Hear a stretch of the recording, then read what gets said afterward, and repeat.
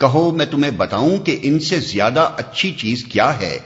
جو لوگ تقوی کی روش اختیار کریں ان کے لیے ان کے رب کے پاس باغ ہیں جن کے نیچے نہریں بہتی ہوں گی، وہاں انہیں ہمیشگی کی زندگی حاصل ہوگی، پاکیزہ بیویاں ان کی رفیق ہوں گی، اور اللہ کی رضا سے وہ سرفراز ہوں گے۔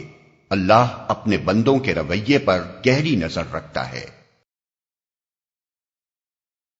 یعنی اللہ غلط بخش نہیں ہے اور نہ سرسری اور سطحی طور پر فیصلہ کرنے والا ہے۔ وہ بندوں کے اعمال و افعال اور ان کی نیتوں اور ارادوں کو خوب جانتا ہے۔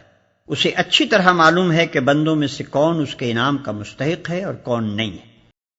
یہ وہ لوگ ہیں جو کہتے ہیں کہ مالک ہم ایمان لائے، ہماری خطاؤں سے درگزر فرما اور ہمیں آتش دوزخ سے بچا لے۔